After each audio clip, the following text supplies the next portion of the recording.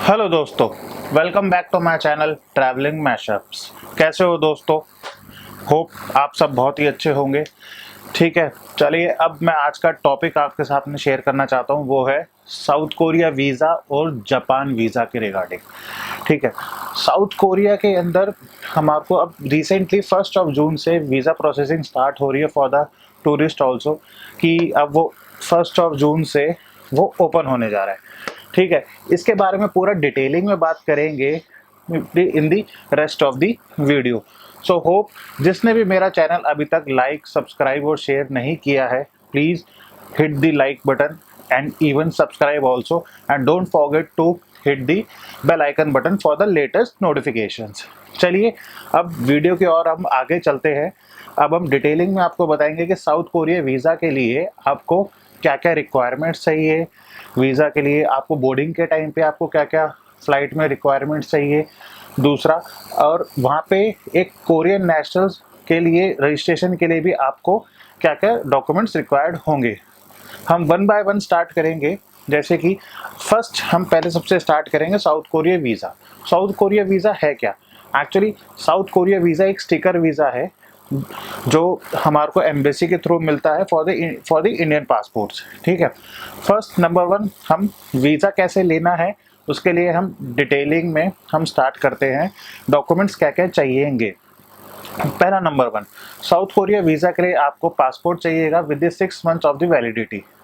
Second thing, आपको 35x45 का आपको 80% फेस विजिबल होना चाहिए फोटोग्राफ के अंदर with background white in colour. Third thing, आपको एक फ्लाइट टिकट चाहिएगी with return also. Return is the mandatory.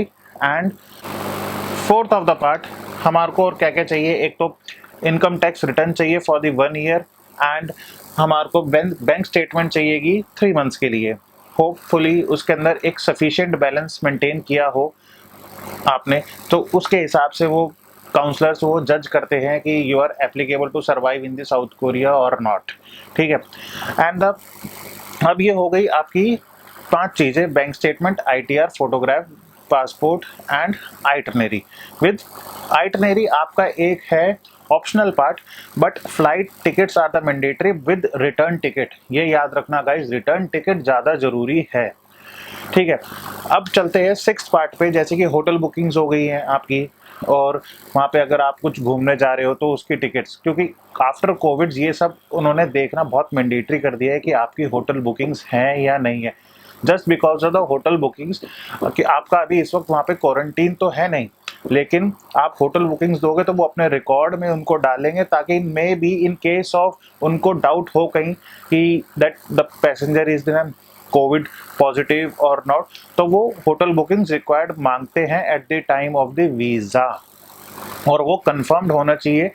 आप booking.com से कंफर्मेशन ले सकते हो, आप hostelworld.com से ले सकते हो, मेक माई ट्रिप से ले सकते हो। There are the many option that you can book a hotel confirmation. Okay, अब ये हो गए हमारा वीज़ा के मैंडेटरी डॉक्यूमेंट्स। ठीक है, ये वीज़ा अब आपको अप्लाई कैसे करना है।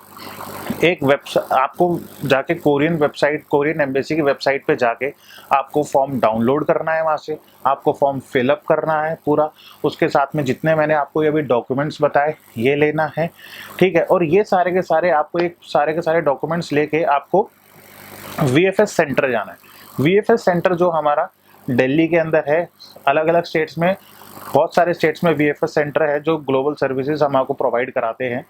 तो ये सारे डॉक्यूमेंट्स आपको वहाँ पे सबमिट होंगे। अभी as of now on the today's current date, कि अभी उनकी बुकिंग अपॉइंटमेंट्स अभी ओपन नहीं होंगी, बट मेक श्योर 1 जून से उनकी अपॉइंटमेंट स्टार्ट हो जाएगी।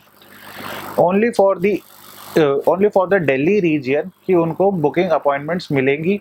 और साथ में पहले तो क्या होता था, वॉक इन रहता था बुकिंग अपॉइंटमेंट के लिए, बट अब तो बुकिंग अपॉइंटमेंट इनको लेनी पड़ेगी ताकि एकदम से लोग रश ना कर दे।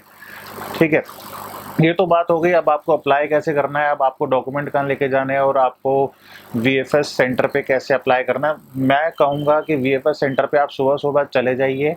ठीक है, वहाँ से आप अपना बुकिंग स्लॉट ले लीजिए और वहाँ पे अपने डॉक्यूमेंट सबमिट करा कर आ जाइए। अब बात करते हैं वीज़ा के प्रोसेसिंग टाइम की। वीज़ा का प्रोसेसिंग टाइम मोस्टली 10 डेज़ का है इसके अंदर, कि आपके पूरी प्रोफाइल को इवैल्यूएट करने के लिए। और साथ में एक काउंसलर एक चीज़ और देखेगा इस पूरे प्रोसेसिंग टाइम में, कि आपकी ट्रैवल हिस्ट्री कितनी है। क्योंकि अभी स्टार्टिंग में एक न्यूज़ मैंने पढ़ा था कहीं कि ये वीज़ा उन्हीं को ही दे रहे हैं जिनके पास में ट्रैवल हिस्ट्री हो पहले से, मतलब 1-2 कंट्री के कहीं ना कहीं के आपके वीज़ास लगे हुए हो, और उन्हीं को ही ये वीज़ा प्रोवाइड किया जाएगा। बट ऐसा नहीं है कि फ्रेश पासपोर्ट पे भी वीज़ा नहीं मिलेगा, उन पे भी मिल सकता है, बट आपकी प्रोफाइल स्ट्रांग होनी चाहिए। ठीक है, ये बात तो हो गई हमारी प्रोसेसिंग टाइम की। अब बात करते हैं फ़ीस की। तो वीज़ा की, साउथ कोरिया वीज़ा की फ़ीस है 2800 रुपीज़ एज एन एम्बेसी फ़ी, और साथ में वीएफएस के कुछ चार्जेस है 1500 अप्रॉक्सीमेटली। ठीक है, तो लगभग आपका ये बनेगा 4300 के आसपास। ये आपका पूरा का पूरा एक वीज़ा का पैकेज, जो जिसके अंदर इंक्लूडेड होगा आपका वीएफएस भी इंक्लूड होगा और आपके एम्बेसी फ़ी भी इंक्लूड होगी। बाकी आप रेस्ट ऑफ दी ऑप्शंस आप कोई भी चूज़ करना चाहते हैं, जैसे कि आपको कोरियर करवाना है तो उसकी पेमेंट अलग है, आपको एसएमएस चार्जेस चाहिए उसके 50 या 100 रुपीज़ अलग हैं, और आप फ़ोटो भी अगर आप वहाँ पे खिंचवाना चाहते हो तो 150 के अप्रॉक्सीमेटली वीएफएस सेंटर में आपकी फ़ोटो भी आपकी खिंच जाएगी, और ताकि आप एप्लीकेशन पे लगा सको। ओके, ये बात हो गई हमारी साउथ कोरिया वीज़ा की। अब चलते हैं अब नेक्स्ट पार्ट पे, कि आपको बोर्डिंग के टाइम के आपको क्या क्या डॉक्यूमेंट्स की रिक्वायरमेंट है फॉर। अब इनको हमने 2 कैटेगरीज में डिवाइड किया है, जैसे कि for the vaccinated people and the non vaccinated people.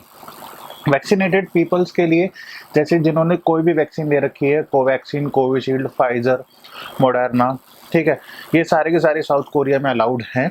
ठीक है, और एक चीज़ और है, जब किसी ने कोवैक्सीन को फुल्ली वैक्सीनेटेड ले रखा है तो विद इन 6 मंथ्स अगर उनकी वैक्सीनेशन को लगाए हुए नहीं हुए, जैसे कि आपका, मैं सपोज आपसे एग्जांपल ले रहा हूँ कि 1 जनवरी को आपने फाइनल डोज लिया था एनी ऑफ द वैक्सीन, और आपका 1 जून को मे बी आपका ट्रैवल है, ठीक है, तो आप ट्रैवल कर सकते हैं, लेकिन आप 1 जुलाई को ट्रैवल नहीं कर सकते। इन दैट केस आपको एक बूस्टर डोज और लेना पड़ेगा।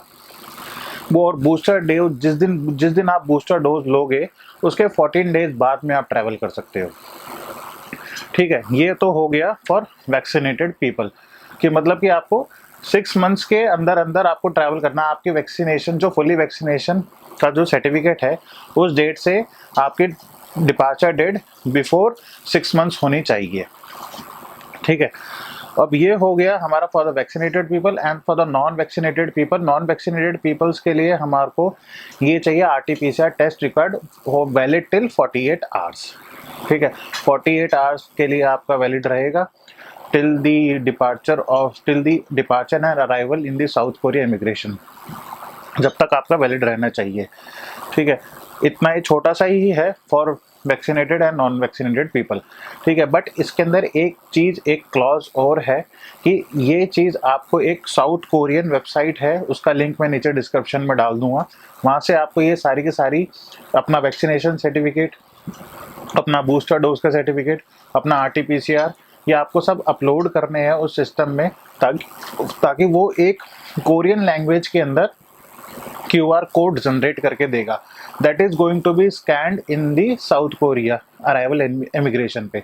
ठीक है, वो एक QR कोड देगा वो हमारे को लेके जाना है, और वो चेक इन, जब आप दिल्ली से या कोई और स्टेट से आप चेक इन करोगे तो वहाँ पे वो QR कोड चेक किया जाएगा, अदरवाइज आपको बोर्ड नहीं करने दिया जाएगा। तो बेसिक रिक्वायरमेंट्स आपके क्या होने चाहिए बोर्डिंग के टाइम पर, एक तो रिटर्न टिकट, वीज़ा, और साथ में आपका pre registration certificate with in Korean language also and English also, with उन दोनों पे आपका QR कोड होना चाहिए, जो कोरियन वेबसाइट से जो रजिस्टर करके जो आपको मिलेगा उस पर QR कोड होना मैंडेटरी है, और RT-PCR पे भी QR कोड होना मैंडेटरी है।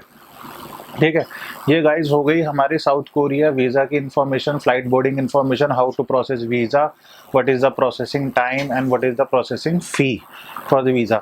जापान के लिए अब हम स्टार्ट करते हैं। जैसे जापान का वीज़ा आपको पता ही है, बहुत एक लिमिटेड अमाउंट का वीज़ा है। ठीक है, 550-750 के अप्रॉक्सीमेटली मिल जाता है वो वीज़ा। ठीक है, उस केस के अंदर अभी क्या है, वो वीज़ा अभी ओपन नहीं हुआ है। ठीक है, तो उसकी बात मैं अब जैसे ही वो ओपन होगा मैं आपको अपडेट कर दूंगा। जैसे कि मैंने अभी साउथ कोरिया का 1 जून से अपडेट हो रहा है, तो मैंने आपको गाइड कर दिया कैसे कैसे अप्लाई करना है। जैसे ही जापान का वीज़ा आएगा मैं आपको अपडेट कर दूंगा वीडियो बना के। और ऐसे ही आप मेरी वीडियो को लाइक करो, शेयर करो, सब्सक्राइब करो। ऐसे ही वीज़ा से रिलेटेड जो भी इंफॉर्मेशन होगी मैं आपके पास में लेकर आता रहूँगा। एनी हाउ कि मैं पूरा सर्च कर रहा हूँ, रिसर्च कर रहा हूँ इसके रिगार्डिंग, तो मेरे को थोड़ा बहुत मोटिवेशन मिलता है अगर आप सब्सक्राइब करोगे, शेयर करोगे मेरा चैनल। ठीक है, आपको सारी की सारी वीज़ा जितने भी होंगे, Schengen visa, US visa, Canada visa, मैं सारी की सारी आपको प्रोवाइड करवाऊंगा for the best knowledge to you. Okay then, till, thank you guys, bye bye, take care.